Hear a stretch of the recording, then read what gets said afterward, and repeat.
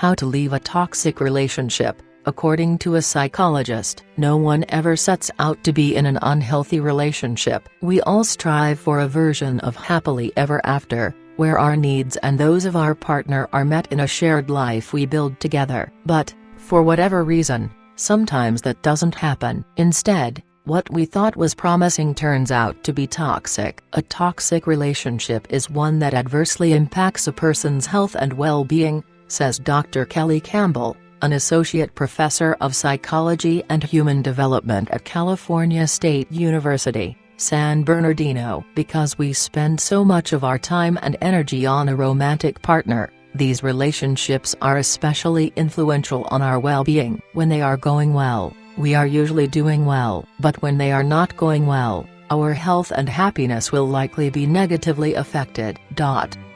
Dr. Kelly Campbell teaches courses on intimate relationships, personality, parenting, human development, race, and racism. Dr. Campbell also hosts a call-in radio show called Let's Talk Relationships and serves as the Associate Director for the Institute for Child Development and Family Relations.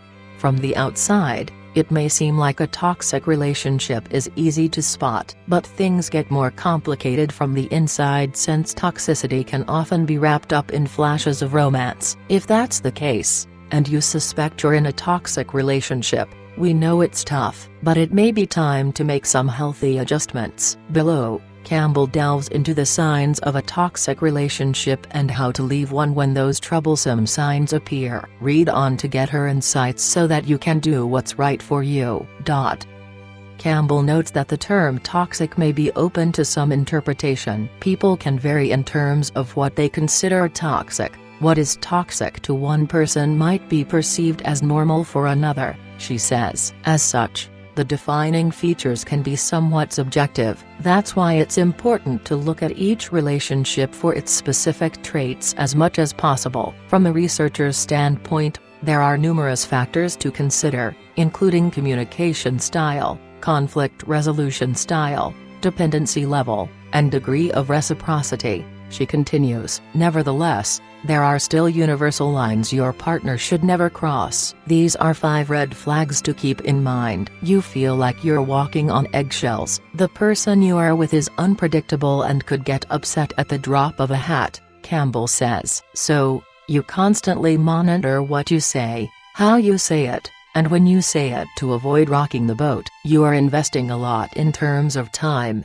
emotions, and money, and getting little in return. Healthy relationships should not be one-sided, she continues. Although sometimes people carry the burden for a period of time, such as when a partner is ill, this should not be something that continues indefinitely. If you notice that your partner is jealous, competitive, and generally unhappy when you are doing well, then that's a huge red flag. Your partner holds you back. In a healthy relationship, partners celebrate each other's successes and mold each other into their ideal selves, which is a concept known as the Michelangelo phenomenon. Campbell explains, if you notice that your partner is jealous, competitive, and generally unhappy when you are doing well, then that's a huge red flag. You lack independence. If your partner needs to know where you are at all times, calls or texts constantly while you are apart, goes through your phone or computer, manages and restricts your finances,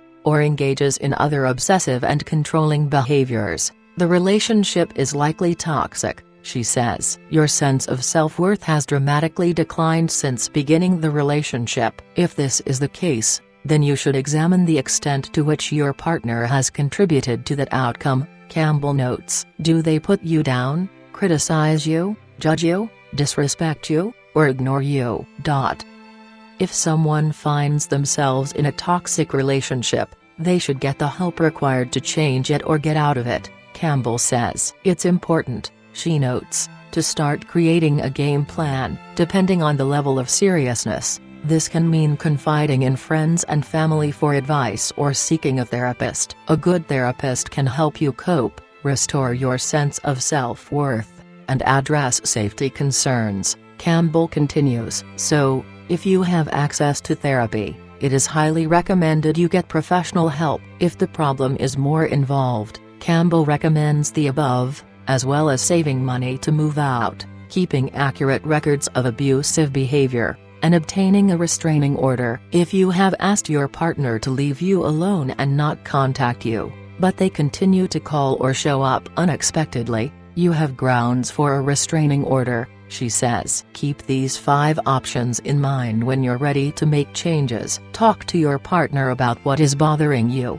If they are willing to see a therapist, then go to counseling together, she says. However, if you get the necessary help and find the same patterns being repeated over and over again, you should consider ending the relationship. Tell trusted family members and friends about the situation, including that you plan to leave. You may need a place to stay when you end the relationship, and people in your social network could help provide that stepping stone, Campbell continues. At the very least, they can offer social and emotional support. Work on your self-esteem. Engage in activities that you value, including exercise and time with loved ones, she notes. These activities will boost your self-esteem.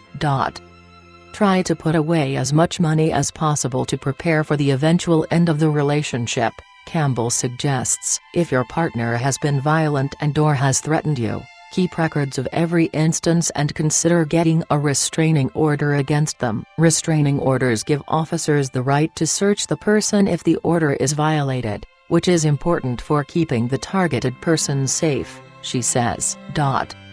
After you've left a toxic relationship, Campbell recommends reinforcing boundaries and putting your happiness first. It's also important to remember that this relationship does not define you and that you can build a future where a healthy relationship is possible. These 4 tips from Campbell can get you started. Cut off communication with the toxic person.